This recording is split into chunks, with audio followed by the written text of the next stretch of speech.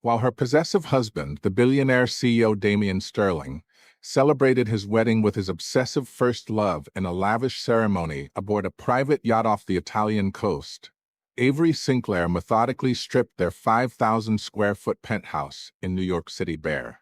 She removed every luxury item, from the Cartier chandeliers to the Van Cleef and Arpels diamond accents on the walls, even dismantling the custom Italian marble doors, all to sever ties with him completely.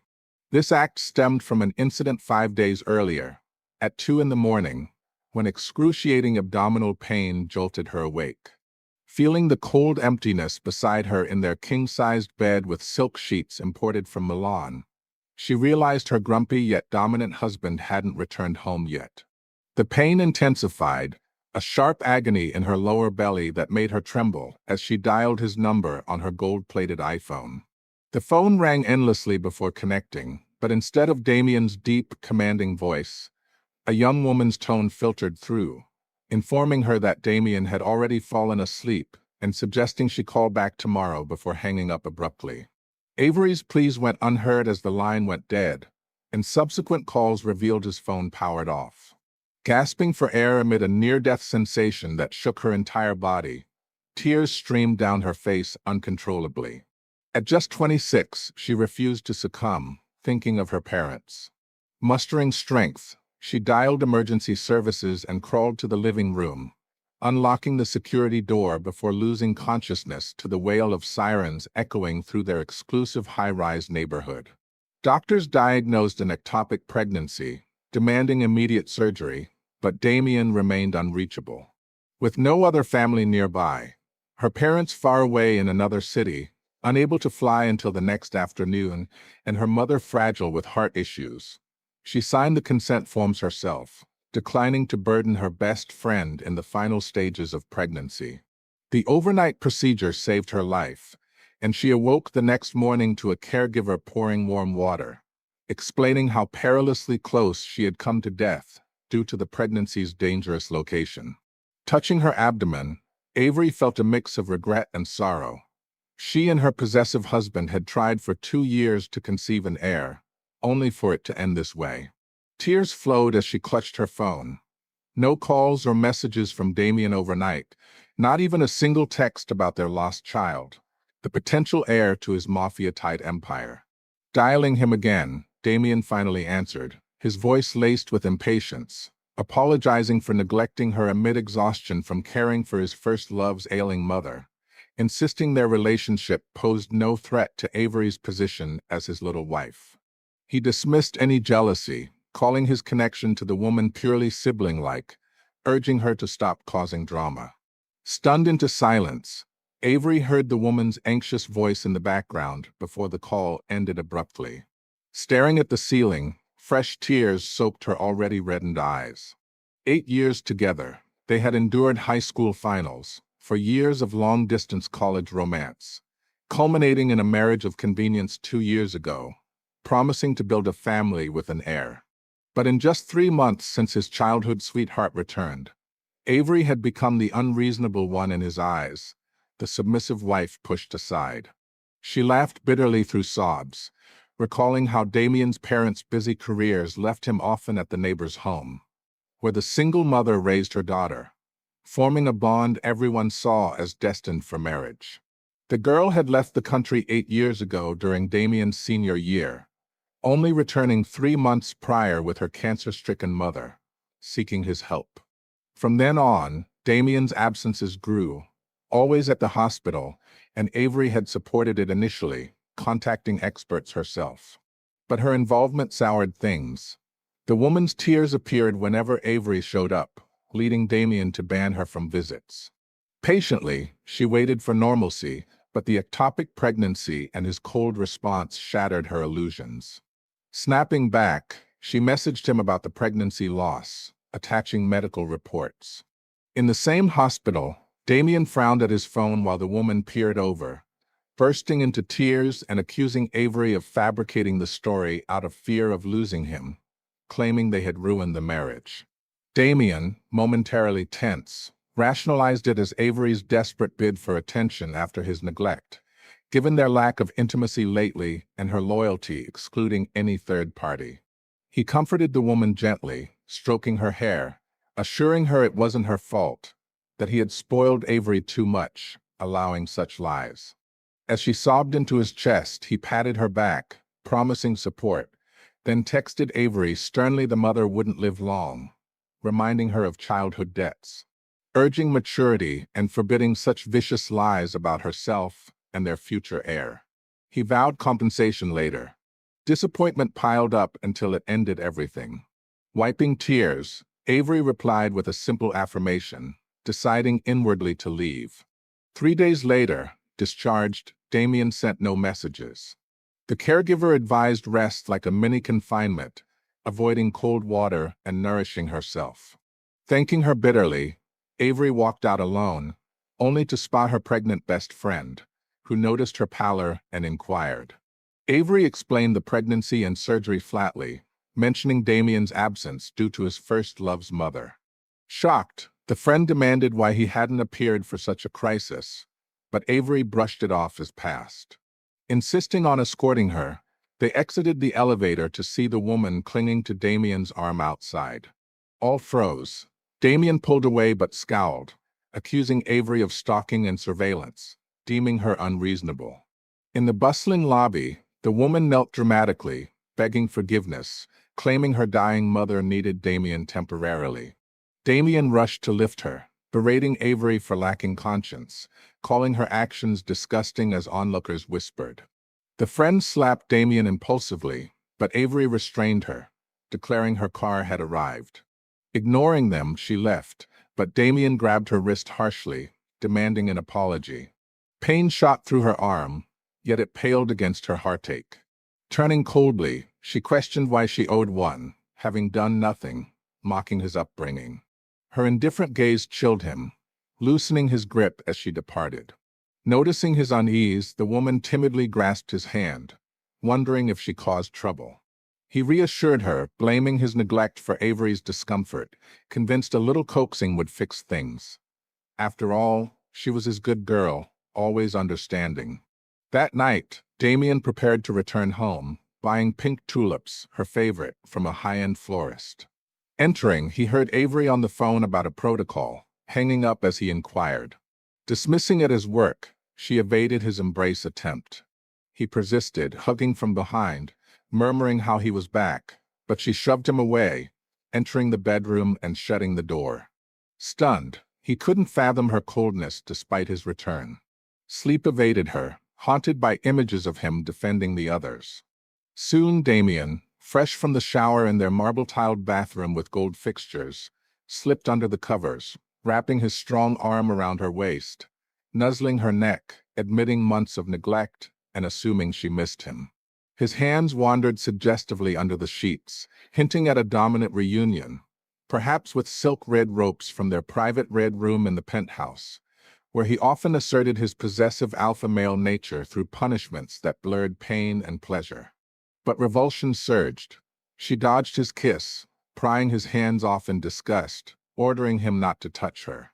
Frustrated, Damien demanded what more she wanted, revealing he saw messages she allegedly sent the woman, insisting his bond was fraternal, decrying her for it and lying about the pregnancy. Forgiving her supposed surveillance, he begged her to stop the nonsense, exhausted. She responded faintly, telling him to leave. Incredulous, he questioned it. This was their home, his luxury penthouse overlooking Central Park. But his phone rang. The woman's panicked voice reported her mother's vomiting blood. He dressed swiftly, rushing out, leaving Avery to close her eyes in the darkness. In the hospital, Damien held the mother's hand worriedly as she awoke, pleading for him to marry her daughter and care for her forever, citing her lifelong regrets. Stunned, he hesitated. He could protect her as a mafia boss with ties to dark dealings, but marriage? He had sworn never to abandon Avery, his little wife in their forced marriage turned obsessive love. Coughing blood violently, the mother agitated, blaming herself for taking her daughter abroad. To calm her, Damien grasped the daughter's hand, promising marriage and lifelong care, swearing on it lest he die badly. Satisfied, She demanded the wedding before her death, then fainted. Outside on a bench, Damien smoked rarely, the woman bringing coffee. She acknowledged the request's success but begged fulfillment for no regrets. He assured a fake marriage, planning to explain to Avery, praising her kindness. Hesitant, she mentioned Avery's supposed messages. He checked her phone, furious at curses wishing the mother's death. Extinguishing the cigarette, he hugged her, vowing an apology from Avery. Her eyes gleamed with hidden triumph as she nodded. The lawyer drafted the divorce papers swiftly. Avery reviewed them satisfied. Their shared assets were minimal.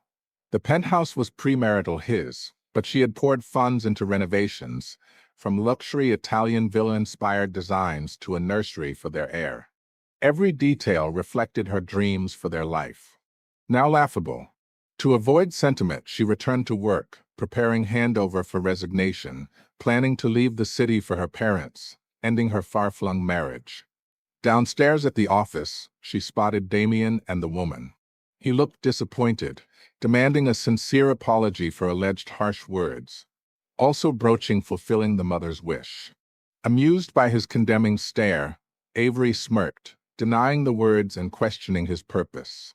The woman shook her head tearfully, then gripped Avery's arm, pleading not to mind curses, reiterating the mother's dying desire for the wedding. Avery flung her off, demanding clarity on insults.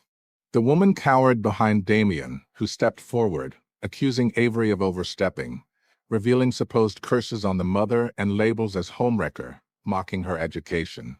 Avery slapped him hard, shocking him.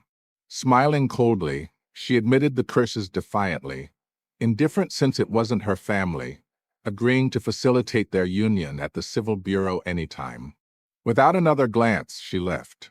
Damien stared at her receding slim figure, panic rising. Why her nonchalance? Why no fight over his marriage announcement? The woman touched his cheek tenderly, excusing Avery's actions as love-fueled anger, promising personal explanation and apology later, assuring reconciliation. Her warmth relaxed him. He nodded, convinced divorce was impossible. Avery was his forever.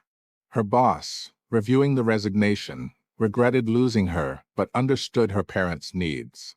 Mentioning Damien's career as a young professor with bright prospects, Avery revealed the impending divorce calmly.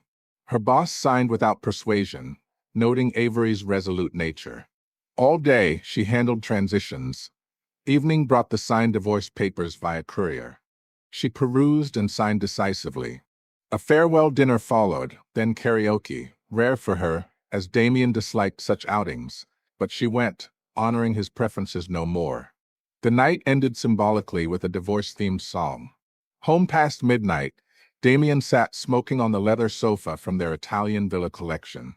Hearing her, he extinguished it apologetically. Unfazed, she was leaving the home anyway. She changed shoes and headed to the bathroom. He blocked her, insisting on talk. Tired, she stood calmly, meeting his gaze. He assumed her lateness was spite from his morning attitude, surprised by her poise. Explaining the mother's critical state and wish, he struggled to voice marrying the woman for her peace, citing childhood debts like her rainy night hospital carry and care. Interrupting, Avery finished to marry and care for the daughter forever. Watch the wedding. Remembering the woman's words, she hadn't responded then, wanting Damien's directness. Astonished she knew, he reasoned further, but she cut him off, agreeing with a smile. Relief flooded him. He hugged her tightly, praising her understanding, his good girl. Adding it was fake, just ceremony, no big invites, but requesting her to explain rumors if needed. Over the next 3 days, Damien didn't return. Avery packed her belongings, shipping them home via private courier. Hesitant, she called her mother, announcing her return soon. Excited, her mother asked about Damien joining and pregnancy progress, chattering about neighbors' grandkids, boasting of Avery's beauty and Damien's handsomeness, ensuring a superior heir. The warmth made Avery's eyes redden. Sensing sobs, her mother softened, probing. Avery confessed the divorce plans. Silence ensued, then gentle come home. Tell me what to cook. Overwhelmed, Avery hung up, gazing at their wedding photo on the wall with cold tears. thinking someone still loved her unconditionally. A message dinged photos from the woman of her and Damien in traditional wedding attire, her in gold, leaning on him possessively, him exuding scholarly charm.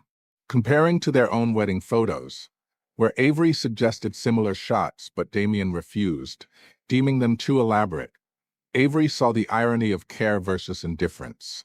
Another message: wedding tomorrow, invitation withheld due to mother's aversion, promising dinner after.